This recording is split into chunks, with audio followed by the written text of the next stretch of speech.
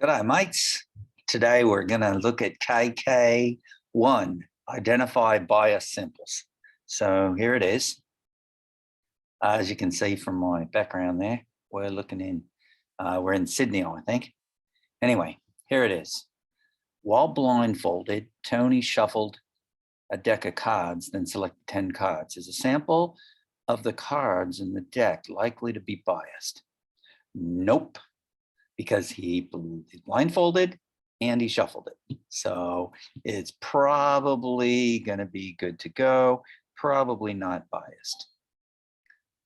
We're looking at biased samples. So let's see. Pete tested 2 light bulbs in each string of lights before hanging them outside. Each string of lights has an equal number of light bulbs. Is this sample of light bulbs from the strings of lights likely to be biased? Probably not. He's probably just checking it out. He's just kind of picking at random a couple of them. Richard surveyed 17 passengers on a city bus. Is this sample of the inhabitants of the city likely to be biased? And yes, it is.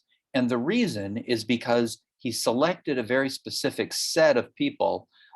If he were only interested in the inhabitants of the city, he should have chosen more than one venue, for example. So yes, it would be biased toward bus riders, of course.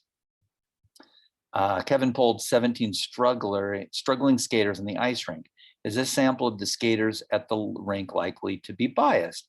Well, of course, you probably want to interview everybody. So I would say yes. Martina polled 827 drivers late on Friday night. Is this sample of the drivers likely to be biased? Very much so. Keep in mind that people who are driving late on a Friday night are probably going out, and that is not a good sample of drivers in the city. So yes, it's going to be biased. Okay, so it's pretty easy. You're trying to choose randomly is the whole point of the exercise. Malia surveyed 522 business owners. Is a sample of the people in the city likely to be biased? Well, of course, business owners are not the average population. So yes, it's going to be biased. This one, Melissa bought 2 random books from each bookstore in her city. Each bookstore is the same size. No, it's not going to be biased if she chose random books. All right, to decide which dinner specials to offer, a restaurant invited all of its customers to complete an online survey about their food preferences, and 17 of them did. Is this sample of the restaurant's customers likely to be biased? It's going to be younger, it's going to be tech-savvy people, and it's going to be people that are interested in, getting on their phone all the time. So definitely biased. 47 athletes who to finish a bike race. Is the sample of the athletes in the bike race likely to be biased? Yes, sort of, because they finished. So there may be some people who didn't finish, so it might be biased. Now I'm only guessing, so some of the times we'll see. A teacher examined 7 different tests from each of her math classes. Each class had the same number of tests. Is this sample likely to be biased? Maybe. It depends on how she chose it, but I'm going to say no.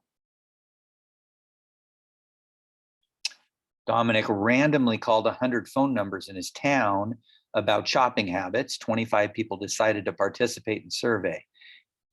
Is this sample of the people who live in Dominic's town likely to be biased?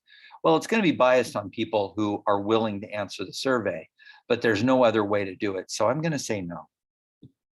Oh, because it was biased in that they were people who were voluntarily answered or not, probably. So let's take a look and make sure. Yep. Okay. It was a self-chosen kind of thing. Oh, geez. Well, you probably got the idea, and it may make me start over again. So I guess I'll leave it at that and hope you guys can get it. It looks like I'm getting some issues with my stuff. Yeah, it looks like I'm getting some issues. So hopefully get the idea for bias and unbiased, and I'll make sure I finish it another time. Hope you guys can get this. I'll have a nice day. Bye, everybody.